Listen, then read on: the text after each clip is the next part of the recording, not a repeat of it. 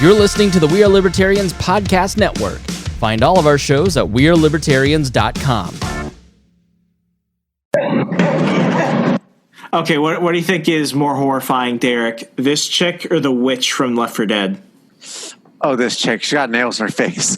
She's got crowbar, beating people like the Joker beat Jason Todd Robin. Like, okay, so, I mean, the witch is spooky because she got her, long-ass claws and everything, and she's, like, screeching at you. But, like, this just slowly approaches you with a nail gun and a crowbar and is like... like, what is more terrifying? I mean, and what I love, and this is one thing that I really like about this remake, they capture a lot of the essence of Sam Raimi's original Left 4 Dead, because have you noticed the movements? They're very, like, stiff.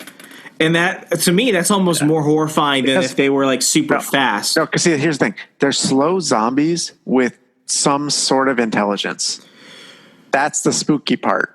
Yeah, I mean, their thing is that they're possessed by literal evil. So it's more so than just a zombie. It's like these guys are out to, like, be, dedicatedly evil. Yeah, it's like the Flood. Because, like, they take over their hosts and, like, they have actual intelligence that they can direct them.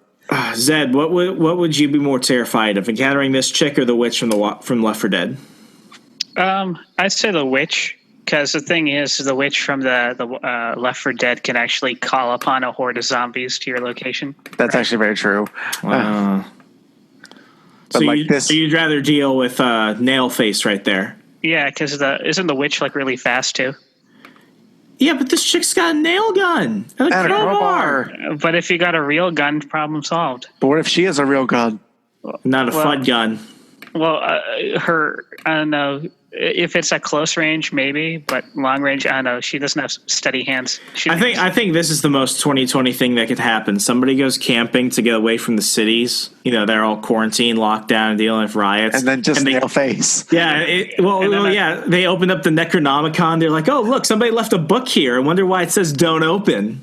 Or maybe Let's open it. Maybe it's a coked up peaceful protester who got lost. Oh no! This is her peacefully protesting. She's not murdering. She's peacefully protesting, being possessed. Let's go ahead and finish off the scene.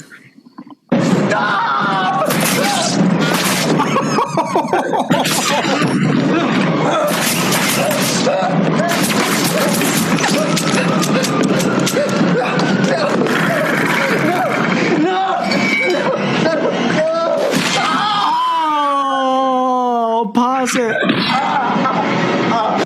Oh, I completely forgot about that part. I gotta credit the actor. He looks genuinely horrified. He's also in pain. Oh, the fingers. You don't see that in movies. She got the fingers, that crowbar. Oh. Okay, yeah. Go ahead and play.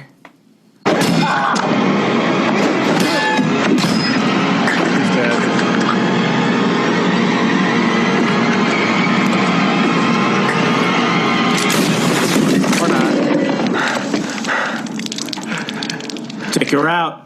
Oh, man.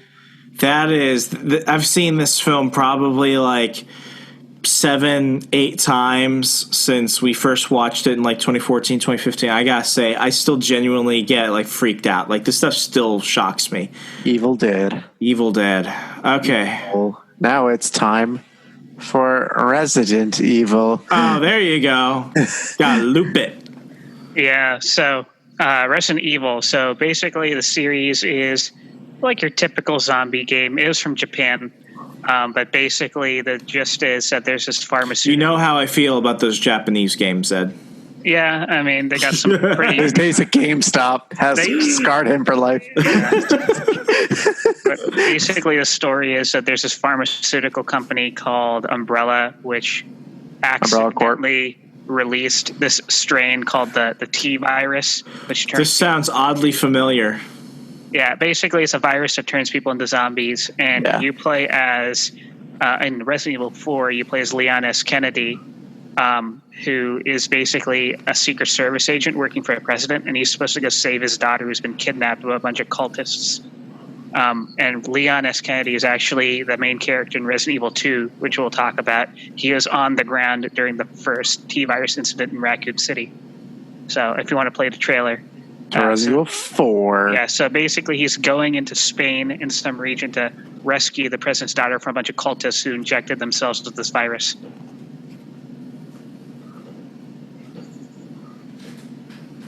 I feel like America has a fascination of zombies.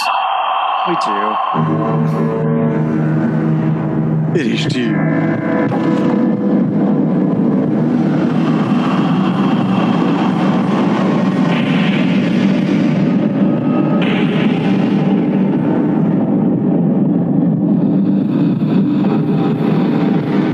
Name's Leon. Came here looking for this girl.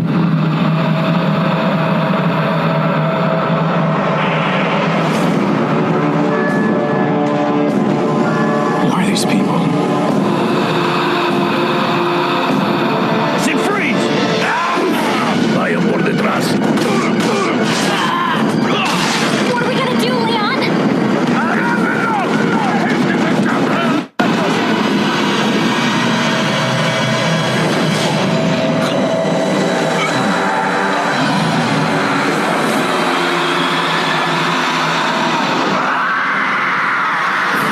I'm coming for you.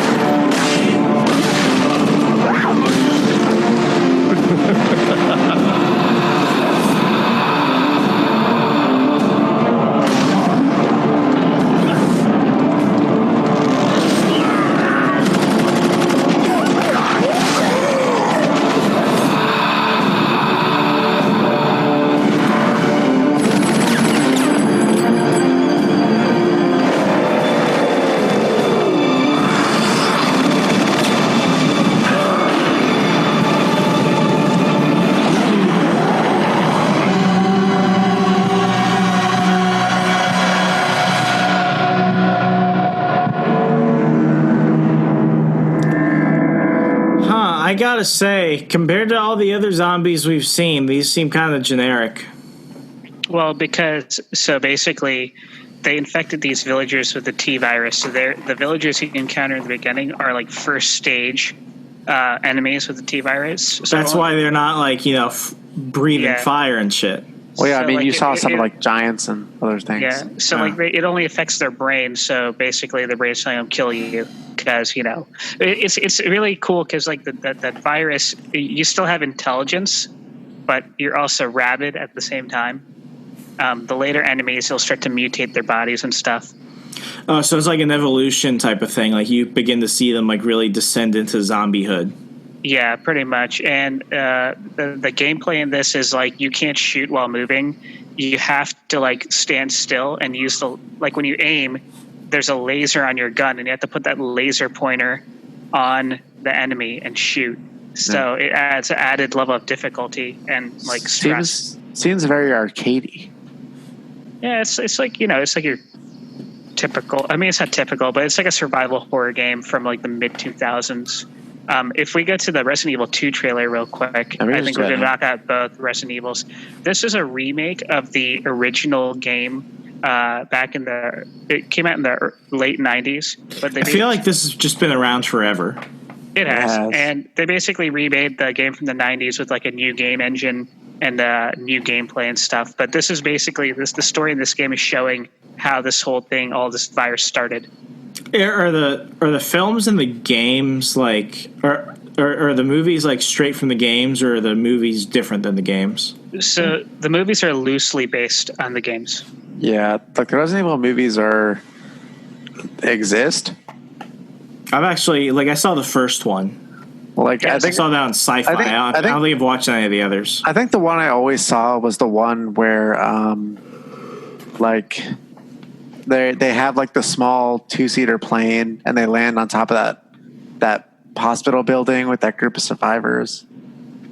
You know what I always get Resident Evil confused with? I always get Resident Evil, the films, confused with Underworld, the vampire one. Mm-hmm. Which I've still been waiting for a follow-up to Underworld Blood Wars for like 5 years. I'm so pissed they didn't come up with a new one, but that's neither here nor there. Right, so this is number 2. Yes, this is the remake of the second game. Ready? Yep. Peggy 18.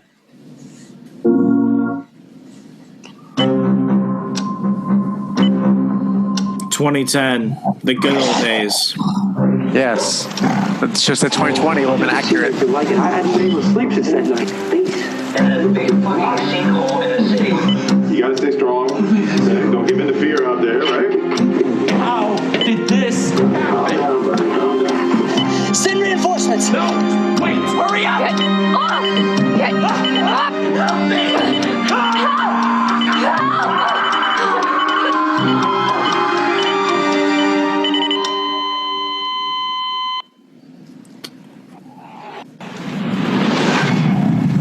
Attention all citizens.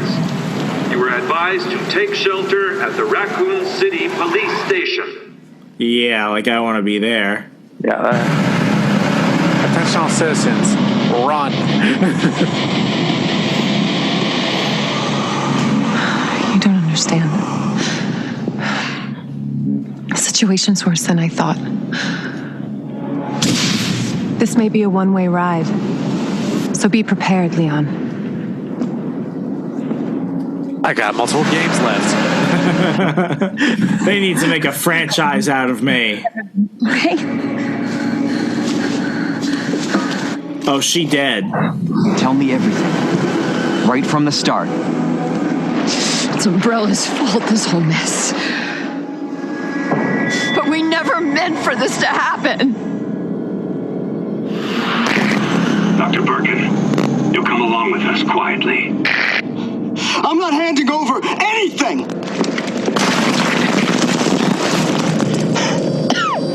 You don't get away that easily. The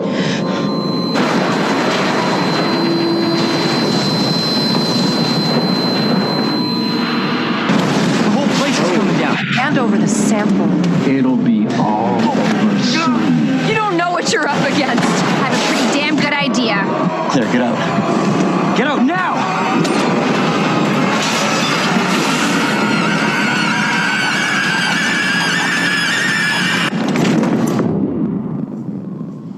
Trust me. I'm a doctor.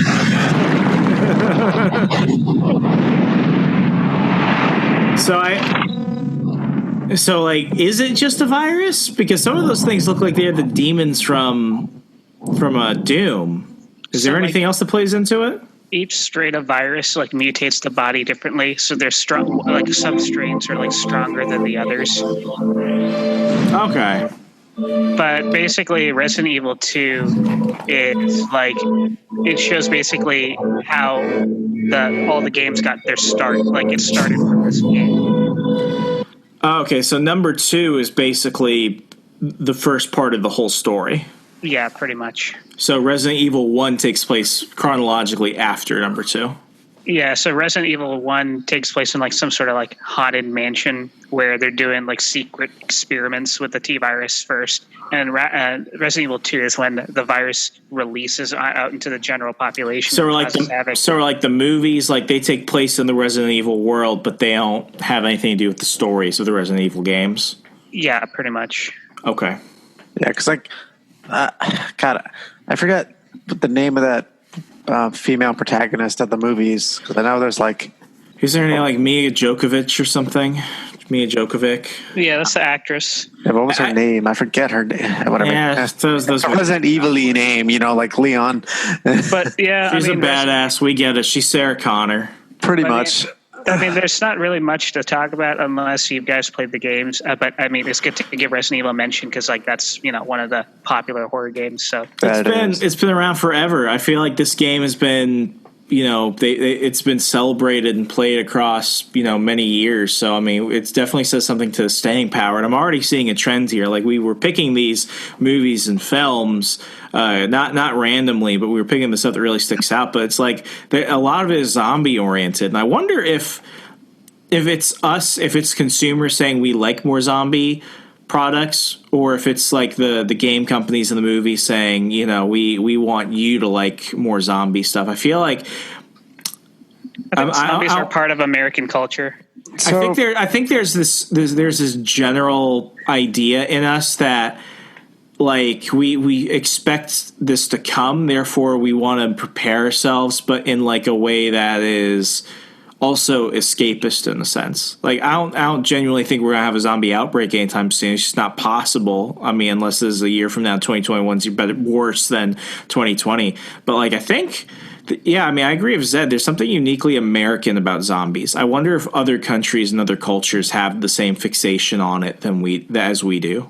I think in the 2010s, it kind of became a global phenomenon with Walking Dead, because I know there's this movie, it's a Korean movie called Train to Busan. Oh, yeah, that's a crazy film. Well, I mean, even before that, with Zombieland during, like, 2008 is when I really started noticing it. You know, I never watched, really when it happened. I never watched Train to Busan. It's on Netflix. You need to see it. It's really fucking good. The Koreans are already preparing for the zombies. Koreans are ready. What was that? What was that Indian film about the Indian cops that get locked in that old British military base? Oh, yeah. I don't know. I thought you like it, but I think it's kind of garbage. It is garbage. That's why I like it. That's the point of Bollywood films. I mean, there was no singing or dancing, but it was actually a good film. I forgot what it was called, but yeah. What kind of Indian film is this? There's no singing and dancing numbers? Like there's no dancing numbers with the zombies? It was not part of the Boggy universe, okay? Yeah, it's a Netflix series. Universe. Okay. Anyway, so next stuff or next thing. Yeah, I think it's Exorcist. Okay. I love The Exorcist. One, because this is one of the first horror films I ever watched by myself.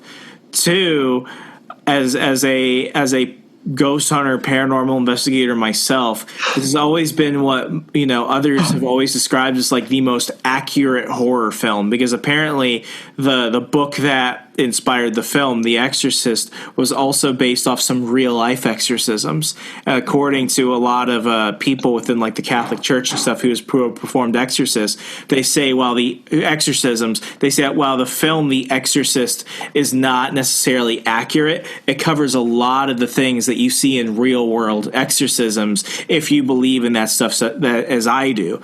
But yeah, no, I mean, this film, it scared me as a kid, and when I watch it now, it's like I gotta be ready to see some pretty disturbing stuff. But there, I don't know if it was because of the Scary Movie series that came out in the late 90s, early 2000s or what, but the more I look back at it, it's like the stuff that used to scare the shit out of me, I look at it now and I laugh my ass off. And this is one of the first scenes where you see one of the Catholic priests come in, try and exorcise the little girl Kennedy, who's been possessed by the devil or something. But I think this has actually been one of the most riffed scenes in movie history. One of them. But let's go ahead and play it.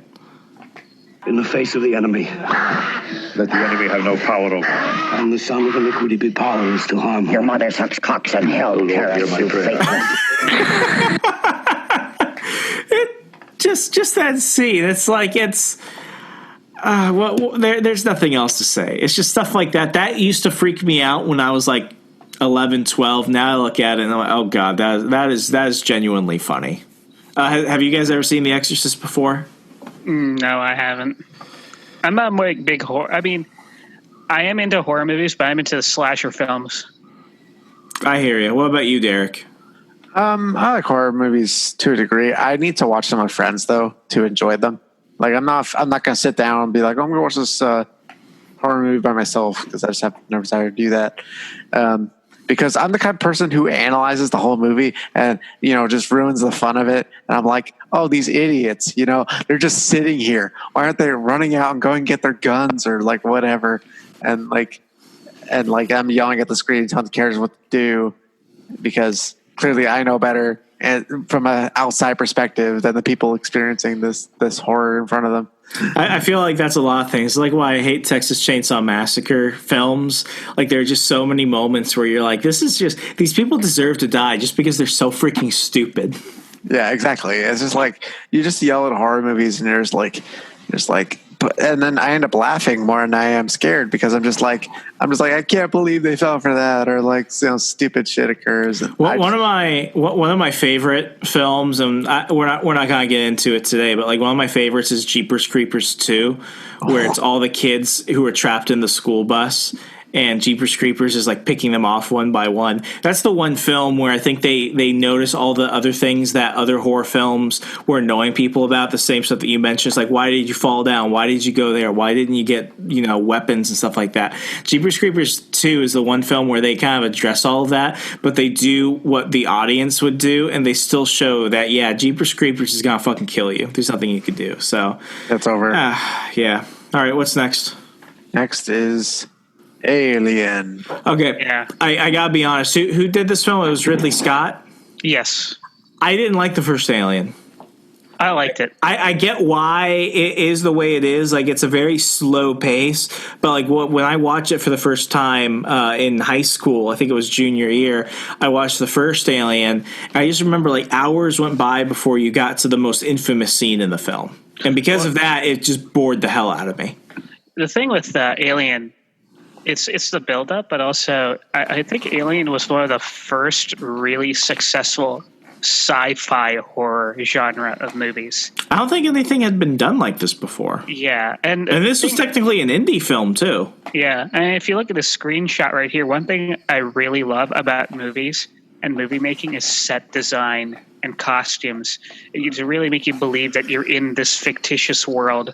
I mean, just look at the way they made the ship and all the computer screens and the people's clothing and all the containers on the dining table. It almost feels like you're there sitting with them. Exactly, and they make it feel like, this would be a plausible area that they're sitting in 300 years in the future. This is how things might look like.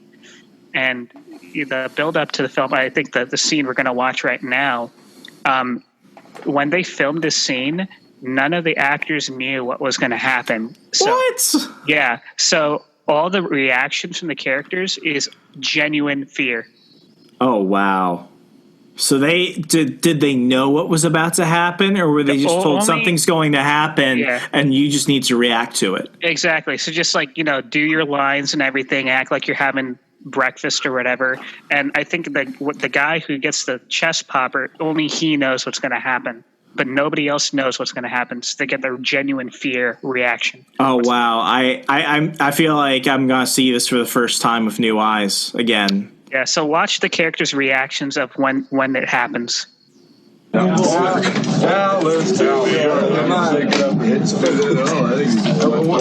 it real fast. I have a quick question. Is this the first time in the film we actually see an alien? Yeah, this is the first time that they see an alien. Wow, and there's like an hour in too. So like you've been expecting it all film, and now it's about to happen. Okay, go ahead. Maybe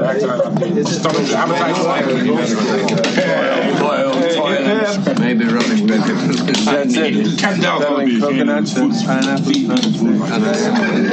first thing that I'm going to do when I get back is to get some decent food. I can dig it, man. I'm telling you, I'm eating worse food than this, but then it tastes better. You know what I'm saying? You pound down the stuff like this. Listen, I'd rather be eating something else, but right now I'm thinking food. You know what it's made of. No, man. I don't want to talk about what it's made of. I'm eating this. What's the matter? The food ain't. Pause it. I'm sorry, who's that actor? Is that John Hurt? I have no idea. Okay, forget about it. You chill. What's wrong? So they actually think he's joking. What?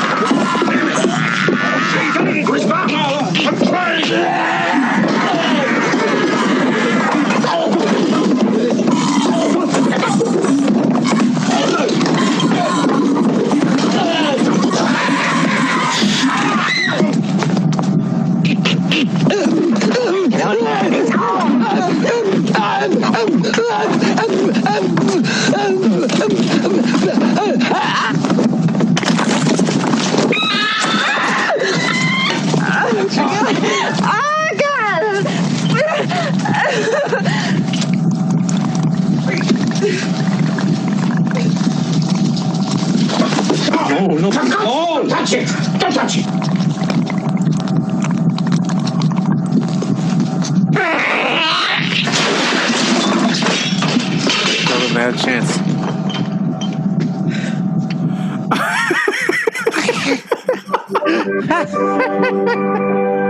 Oh, Zed, I know I've seen that clip probably a million times, but I feel like I was watching it for the first time again, knowing that was the first time they had physically seen that thing. Yeah, and they actually thought, oh crap, the guy's choking. Oh, wow. That's crazy. That is crazy. Alien, truly classic. Like that, it's something. I'm glad you knew that, because now I feel like of all the things that we've talked about, like I want to go see that now again. Mm-hmm. Okay, what's the next one? All right, so now we move on from all our zombie based and like single serial killer based to something a bit more interesting. For those who have heard of this game, it's called Outlast. You basically take the role of an investigative reporter investigating in an insane asylum and their shady practices. Shady practices. That's a great way to put it. This is Medicaid meets meth.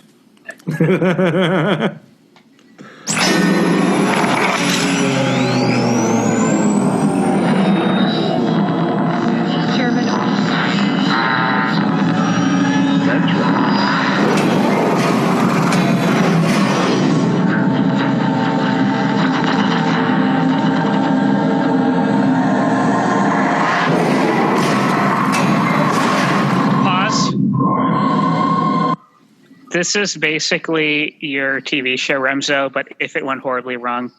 Yeah, very horribly wrong. Uh-oh.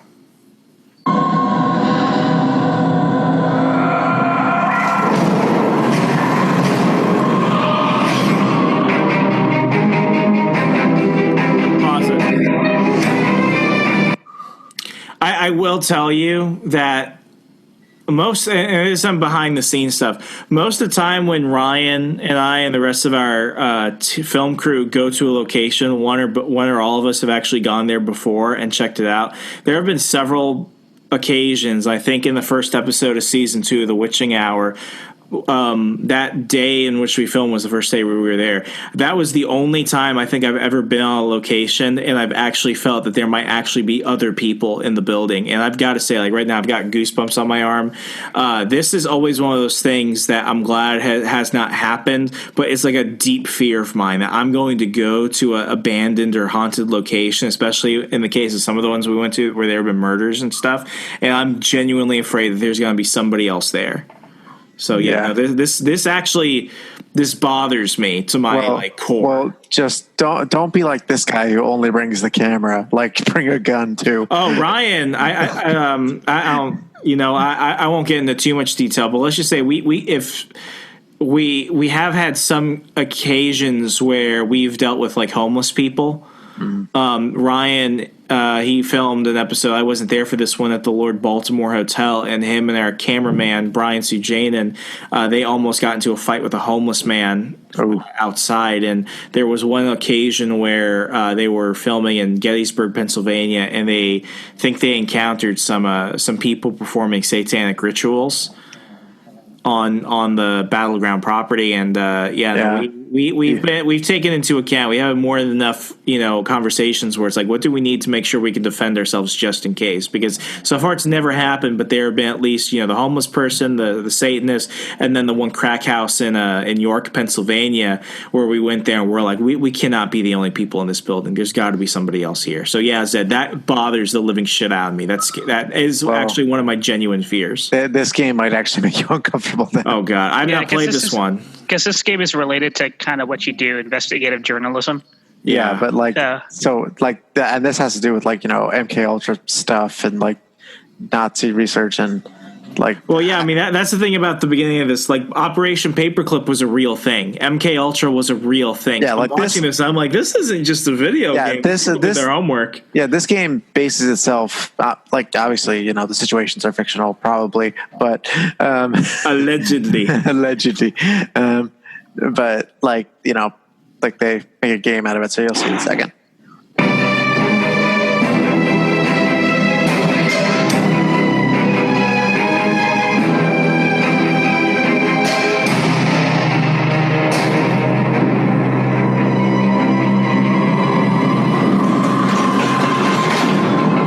love the graphics. I'll say that.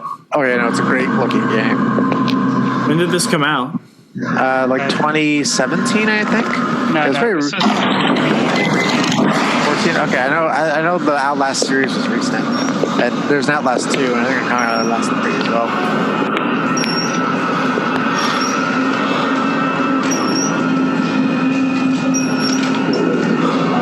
The hell?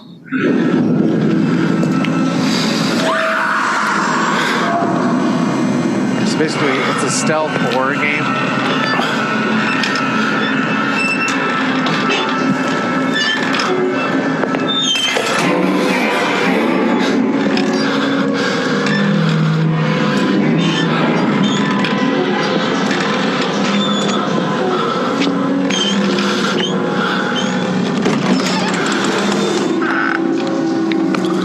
That's not good. Night vision camera. Oh, that makes me feel so uncomfortable. That's your light source.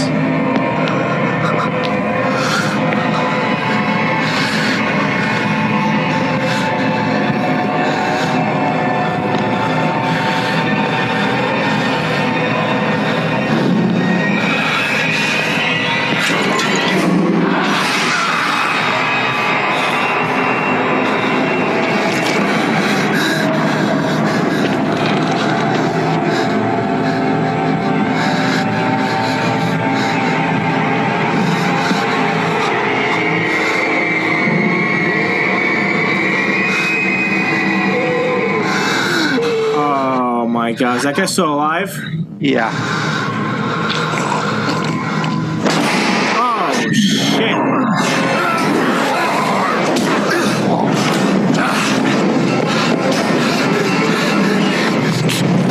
This is pretty much how the game plays as well.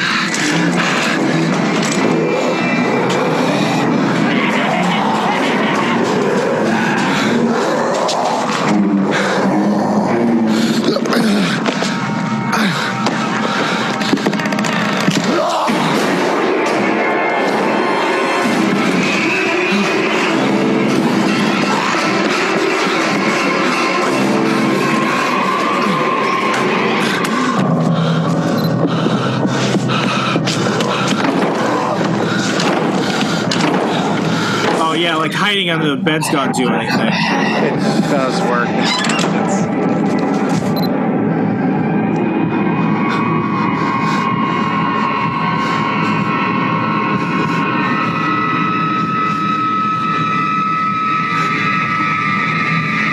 Oh shit.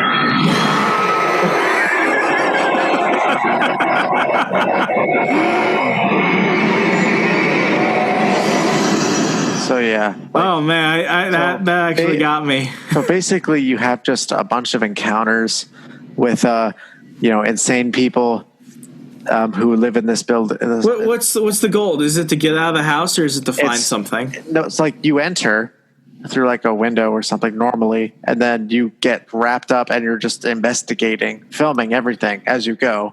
Oh wow! So think about your episode of one of your show, just filming and making a documentary, and then stuff goes horribly wrong. You're basically playing as the world's most agile reporter. Yeah, that guy did not miss CrossFit at all. like this guy takes on the hard jobs. Oh man, So yeah, okay. And it was 2013 it came out actually. According to I've got nothing to say other than that's like horrifying. That's some crazy shit. It's very horrifying. I could look up some. Let me see like Outlast scenes. I'm just gonna I don't want all cutscenes, but oh my gosh, it looks like somebody's having like an abortion right there. Well, there is a guy that performs abortions, but like on men and turns them into women. So they do surgeries. Oh, and there was actually a DLC called Whistleblower. That's a little different from the main game because it's like you're like in the facility already, but you're like a whistleblower. So like, what's the preacher tortures Josiah and Mary? What's that? That's Outlast 2. There's a sequel to this game. Oh man, I want to see that scene. Sure. Yeah, let's look at that. So, now you're in a creepy church. That makes things worse. So the context of the sequel is that I don't think it's the same guy. I could be wrong on that, but it's like a different investigative journalist and his wife, and they're like and they were flying a plane and they crashed here. That's some shit luck right there. Yeah. And then they end up in this town, this horror town. So, yeah. And you don't actually fight anything. Your job is just react, run, and survive.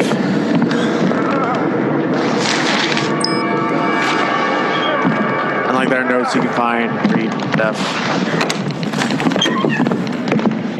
What the actual fuck? Yeah, no, these games, that's like a place to hide. Mary! No!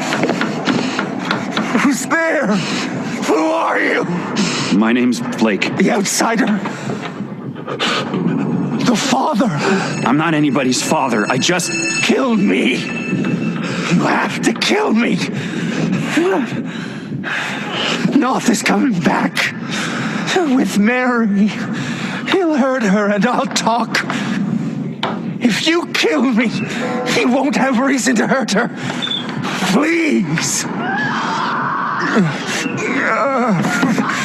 Oh, shit.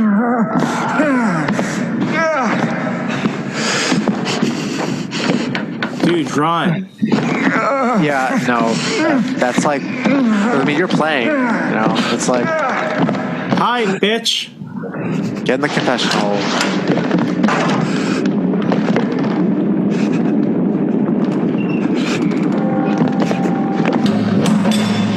Oh, that's not a good sign. We found her, tried to flee amongst the skulls, not the actions of a woman unburdened by an immaculate conscience. Mary! Oh, God! Answer your yoke mate, honey. He can't see you.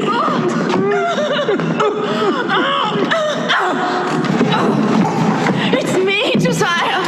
Please, tell him I don't... Let her go! Oh, God, Mary, I'm sorry. I didn't want... God hates vanity. So do I. The outsider woman has this world's destruction in her womb. But Val and his apostates stole away the unborn enemy. The fiend's father is escaped. She will bear her filthy yield before dawn. We have only these few hours to find her and kill her and save this paradise from hell everlasting. Where is she?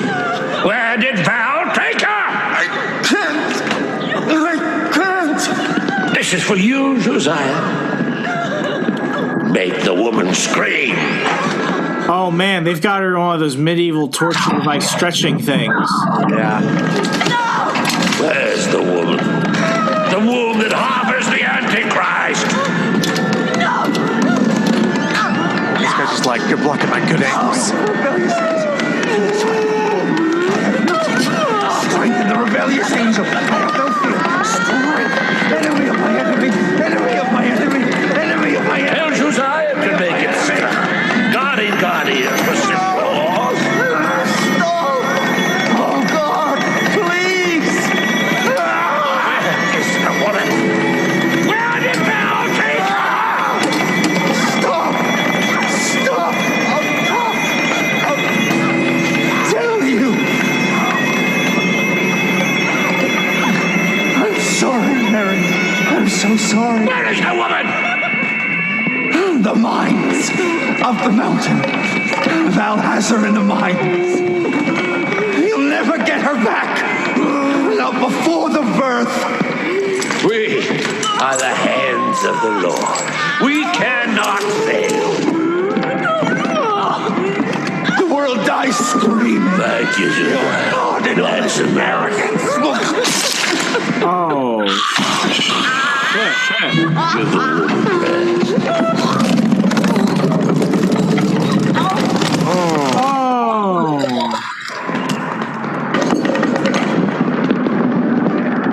What the hell?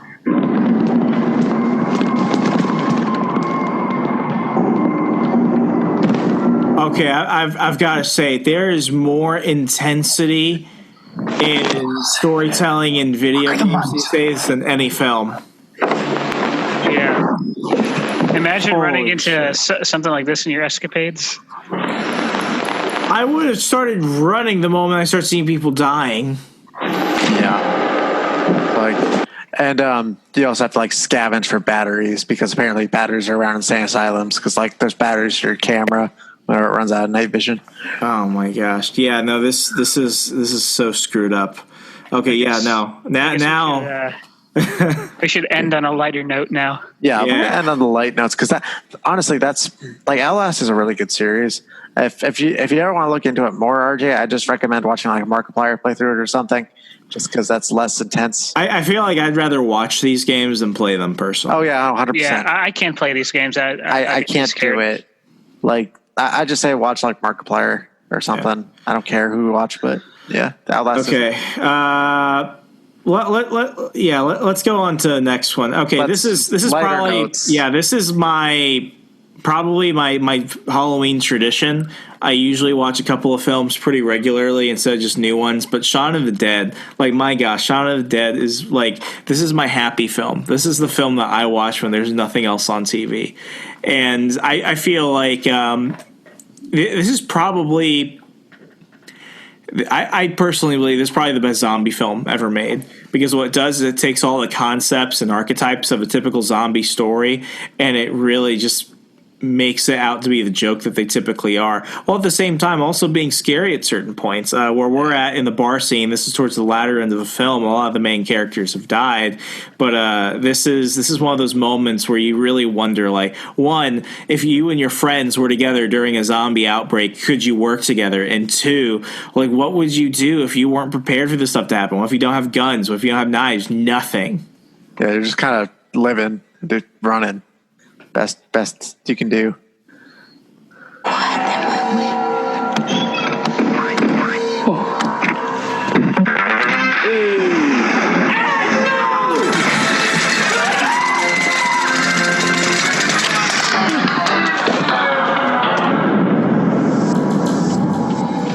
God bless.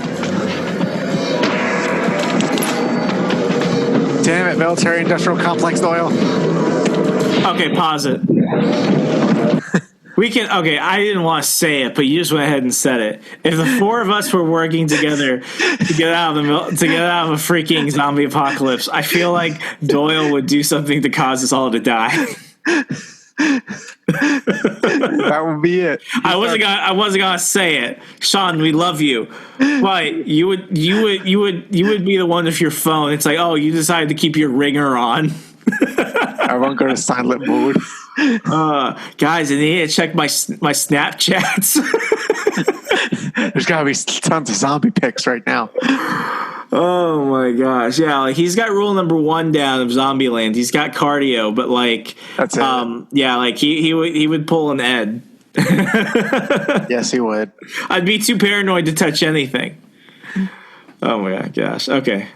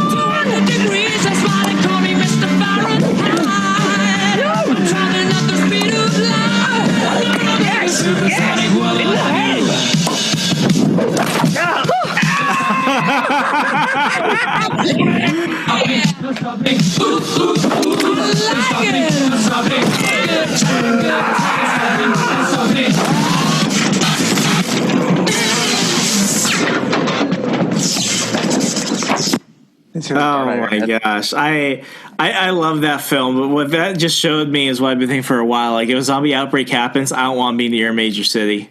And Doyle's gonna kill us all. Yeah, he'll do something. He'll have his phone like, oh, I'm expecting a call. It's like, Doyle, there's no one to help us. No one's calling us. No one's calling you. Put your phone on mute. Guys, I need to watch the lacrosse game. Yeah, guys, I need to watch the Doyle, there's no lacrosse. The world is fucking ending. There's always lacrosse. Excuse me. I have it saved on my ESPN app. Oh my gosh. Okay, and the last one, we cannot do anything film related without going to the man who has touched every genre, Nicolas Cage. All right. So, do you want to give a synopsis of that? You go ahead and do this one, Zed. Okay, so you guys got to help me out here. So basically, Nick Cage is like a trucker on the highway who meets this woman who says who likes being choked because whenever she is on the verge of death, she can see the future. Well, no, she can spirit into people's bodies or something, and oh yeah, she can stop people from almost dying. Yeah, essentially, she has to be on the verge of death. Yeah, but so she has to embrace her. She has to embrace her choking fetish first, and then she can do it. So basically, her daughter gets into a bad car accident, and in order to save her, she goes basically on the other side and pulls Nicolas Cage's dead wife's soul and puts it into her daughter's body, and then Nicolas Cage figures out, oh wait, her hot daughter is actually my wife, my dead wife, and they start doing it, and then the girl's like, the lady's like jealous, like, oh no, Nicolas Cage, I thought you loved me. Why are you doing my daughter? It's like, well, you should have made your daughter my wife. This is, I think, the worst Nicolas Cage film I've ever watched. It was very funny to watch, but that's about it. I mean, I guess this looks like this looks like him doing like a college art project. Yeah, and I like how they got like a German actress to play an American woman. Yeah, as you'll see in a second. Go ahead, man. I'm sorry, I got pause. I will say this: no matter what role Nick Cage does, no matter what movie he's in, I feel like he's a man who truly puts everything into it. That's all I've got to say. I mean, Zed and I watched USS Indianapolis the other day. It was actually a pretty good movie, actually. The CGI was crap, but the actual the climax and the ending of the movie was actually really interesting. Yeah, I cannot wait to see this man as Joe Exotic. Yeah. Oh, that'd be great. That will be great. Okay, go ahead, Derek. I don't know. Family?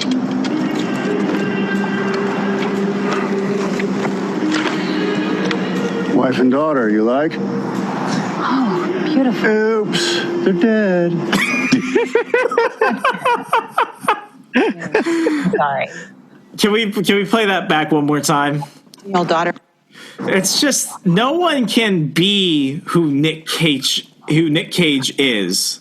Yeah. Wife and daughter, you like? Oh, beautiful. Oops, they're dead. I mean, I'm sorry.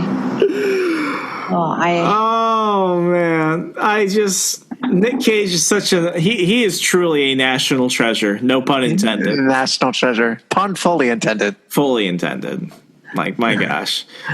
I don't know if this film is a horror film or a sci-fi film or a drama or whatever, but this is on the border of being like The Room. Surprise. I mean, this is the closest thing to a horror Nick Cage movie we have, so.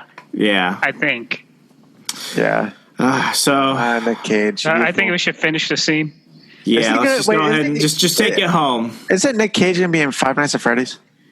I think he is he? There's like a Five Nights at Freddy's like spin-off movie there. That's going to be the best thing if he's in it for a while. I'll give him my money for that shit. I don't think I've paid for anything Nicolas Cage has done in a long time. And your daughter, her name is Billy, and this morning she had a terrible accident. I got the call like an hour before you showed up. What the hell does that have to do with getting strangled? Play it again. Just everything about that. Just what the hell? That have to do with getting strangled. Look, I don't expect you to understand this, okay? But it was the only way I could help my daughter. By getting off. Yeah. I don't know. My daughter's in the hospital. I had to get choked out to relieve myself. Is that a siren? That was a siren, wasn't it? Oh my gosh. I think this is a perfect place to end it. Nick Cage, I'm going to have to watch a Nick Cage movie on Halloween. But folks, this has been the Degenerate Panel, -1. Have a great Halloween. Play some games, watch some movies, have some fun. And peacefully protest trick-or-treating. Don't get me even started on that, what's going on here. Anyway, that's about it, folks. Thank you so much. Listen to On the Run. Have a happy Halloween. Have fun. Enjoy it. We'll talk to you later. I'm Remso W. Martinez with the Degenerate Panel, -1 today. Have a happy Halloween. Good night. Happy Halloween.